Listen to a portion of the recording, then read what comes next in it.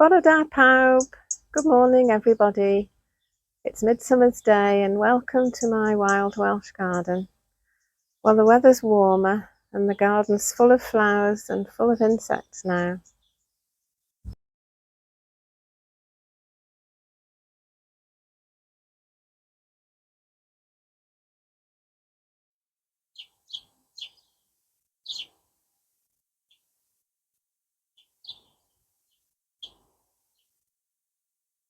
Little fledgling sparrow having a drink right by where I'm standing.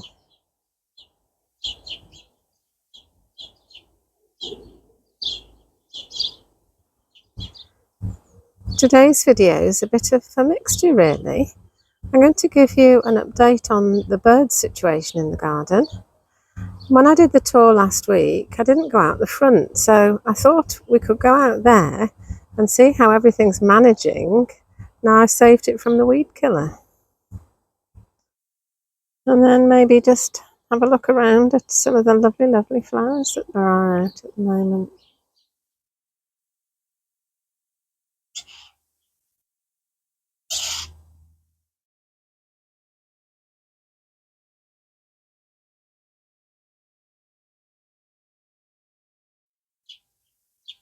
It's relatively quiet in the garden this morning.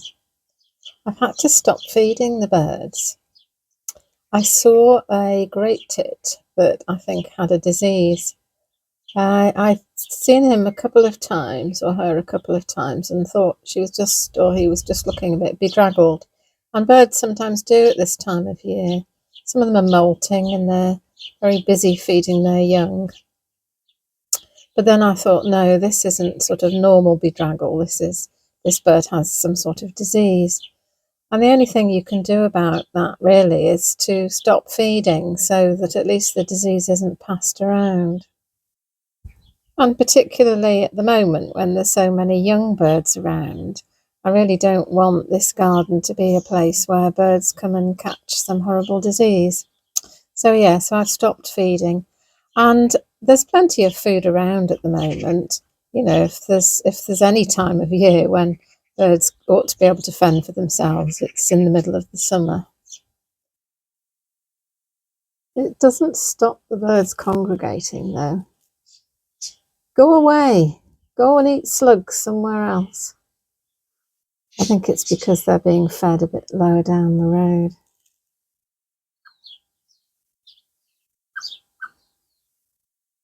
So I stopped feeding the birds in such large numbers, but when they're as cheeky as this blackbird and comes asking for food, I do give it to them. This blackbird was actually in my sitting room last night.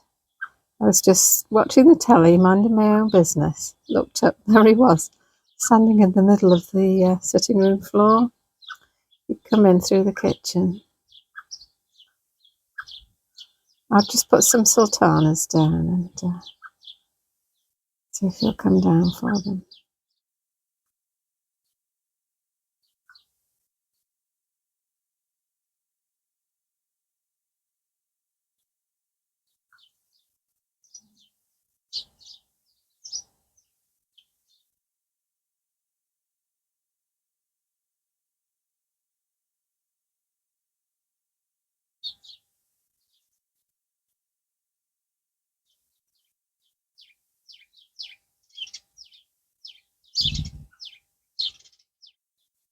This one is a female.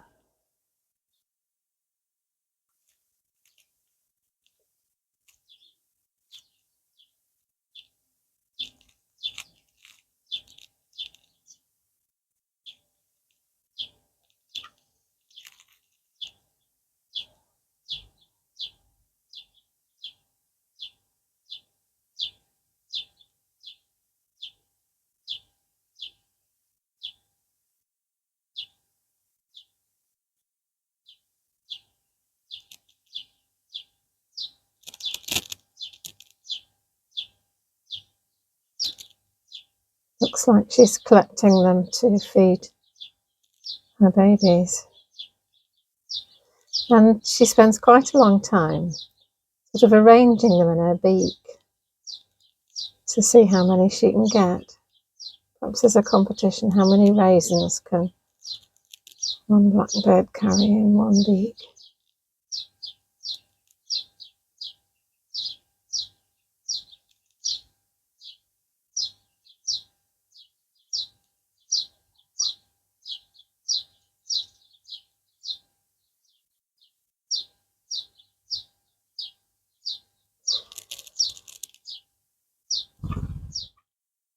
I do hesitate to say this, given my previous experience of having robin families in my garden, but there are some babies in there, and the parents have been sitting on them and feeding them, and I have got a little bit of trail cam footage.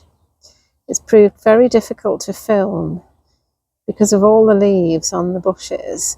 If there's the slightest wind, the leaves moving just set the camera off. But I have managed to get a little bit of footage of them coming and going.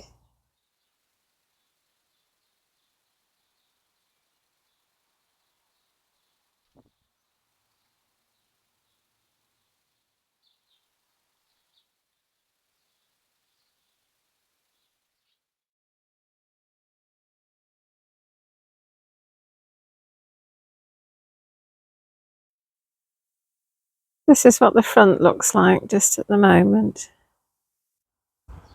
Lots of little flying things on the erigeron.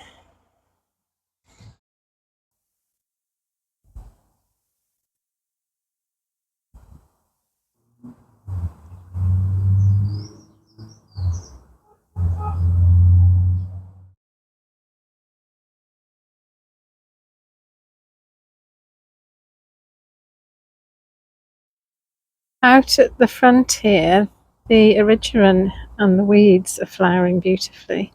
And this plant that I now know is a mullein is almost in flower.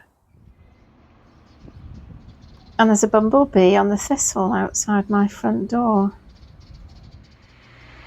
And a solitary bee on the thistle as well. And I have lots of these yellow weeds that are like dandelions but aren't. And there's a solitary bee on there.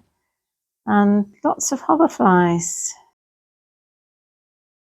And on the other side of the road, the Welsh poppies have set seed, so they will just seed all the way along here. And I have a self-seeded antirrhinum growing out of the wall. And over the road, the bramble patch is pretty much in full bloom. With lots of honeybees and bumblebees.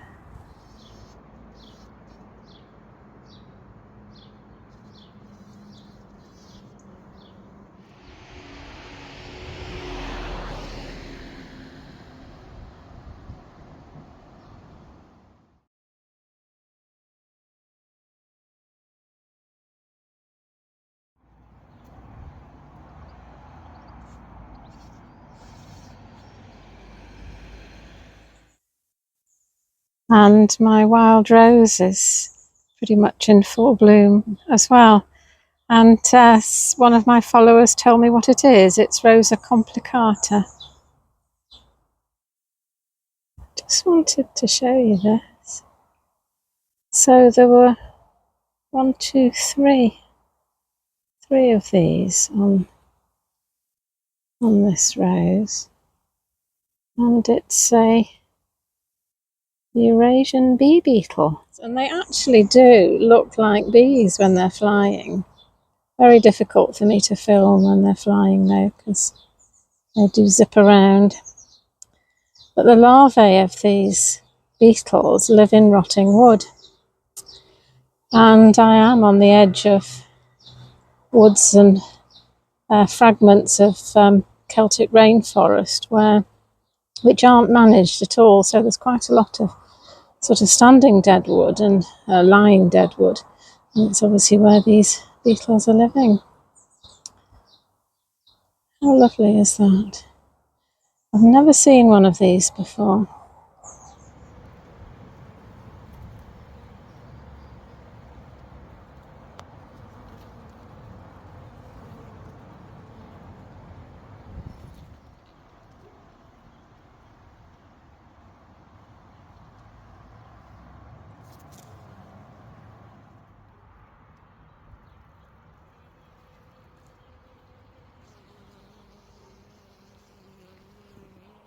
And there's lots of these beetles with great big fat thighs. I think that might even be what they're called, actually.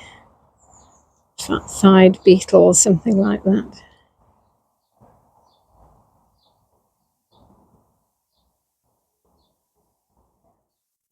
And there's another beetle.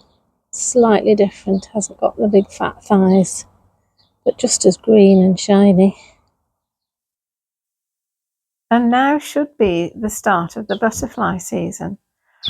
I don't think I've seen a butterfly in the garden for weeks. And then yesterday I saw one fluttering round and heading straight for my brassicas. So looks like I'm going to have a brassica massacre within the next few weeks. So I'll have to keep my eye out really for eggs and caterpillars.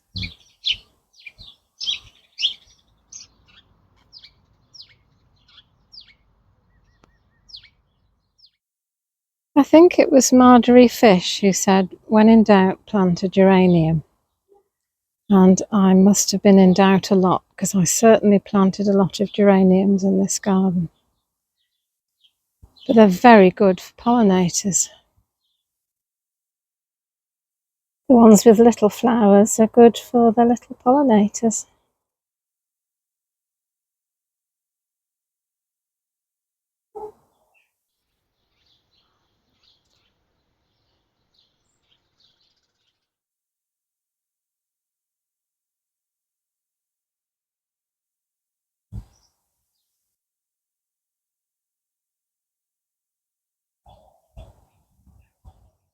This is geranium Roseanne.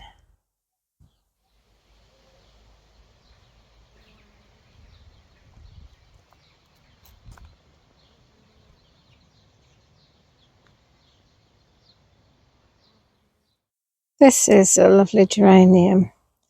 It grows very long stems, but they sort of grow through and intermingle with all the other plants and just look lovely.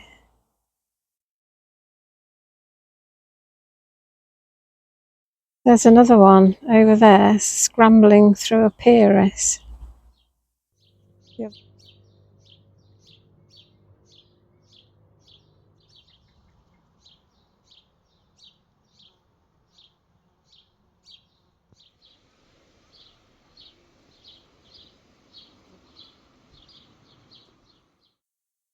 And the roses are still looking lovely.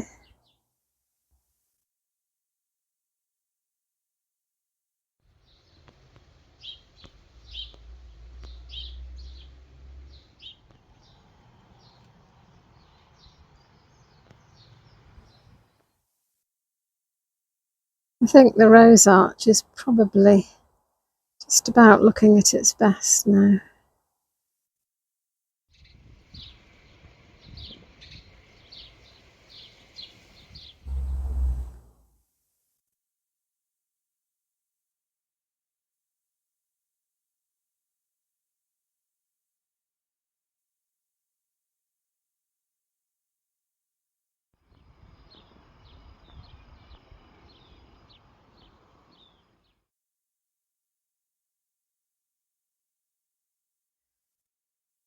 So that's it for this week.